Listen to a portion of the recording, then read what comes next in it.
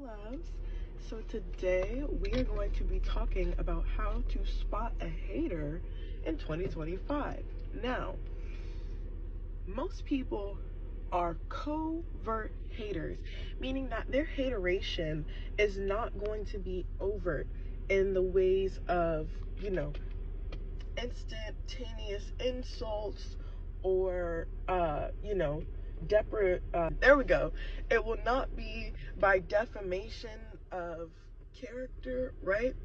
A covert hater is going to be someone who likes to fake as though you are the cause for the misfortune in their lives. So I'll give you an example of my life.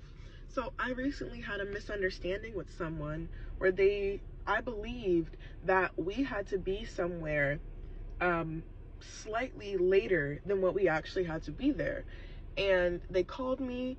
Fortunately, I was getting ready early. They were like, "Hey, are you ready?" I'm like, "Oh, give me a couple minutes." It took me about an extra 10 minutes to finish up getting ready. But we were still quite early.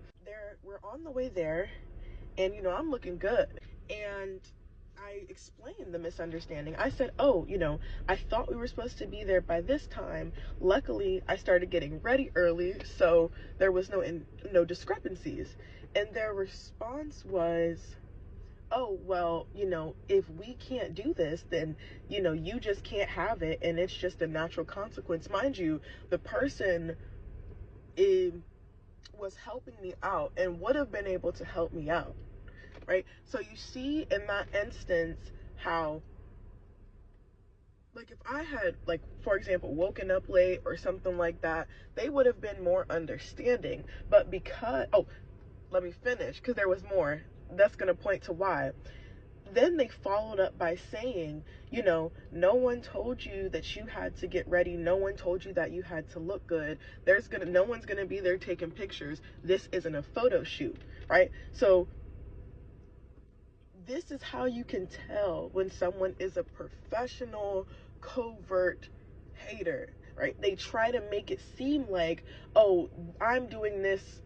This is the reason why I'm doing something," when really their jealousy and envy of who you are and your personhood is the reason why they are choosing to take the spiteful actions that they take, right? Because it's really just spite. They're doing these things out of spite and trying to make it seem like it's out of concern, or it's because they're giving you a consequence for causing some type of, delay or hindrance in their life. When again, we left on time, we were able to achieve what we needed to get done in a reasonable time, and actually even ended up getting there a little bit early. And they weren't even ready when I had come to them prepared. So you see, it's all about people's envy and jealousy and the feelings that you elicit in people when they feel like you are superior to them, right? I was watching a woman. I love her videos. She has completely changed my life. Your Level Up. I just saw a kitty. Your Level Up Guru. She was speaking about this in her live last night. Ooh, darn. The cat threw me off completely. What was she saying? Oh, when you are someone superior in any way, they have to bring you down by any means necessary. They need to make you feel like you are on their level. So they will do things that are covert. And again, most people, they're mindless. So they lack the understanding of themselves. They lack the understanding of the situation and the circumstances, and they're just reacting emotionally. So never take haterade personally, right?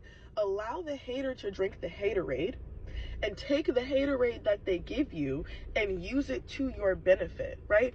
That haterade that they sent me, I immediately started praying. I immediately got in my bag. I was like, oh, you're sending me this negative energy, wishing that something harmful happens to me. I immediately started thinking of a way to get myself out of the situation that they were wishing on me. I was like, oh, I'm gonna figure it out. I'm gonna just do this, this, and this in case this doesn't happen, right? Instead of getting emotional, reacting emotionally, and, saying something back and wasting my energy, I decided to put it towards myself. That is how you deal with haterade. I wrote a blog post about this. It's called Alchemy, right? And I spoke about how opposition is the best thing that can happen for us because of the developmental potential that it brings, that it elicits within us. My Tumblr is at the Queen's Keep.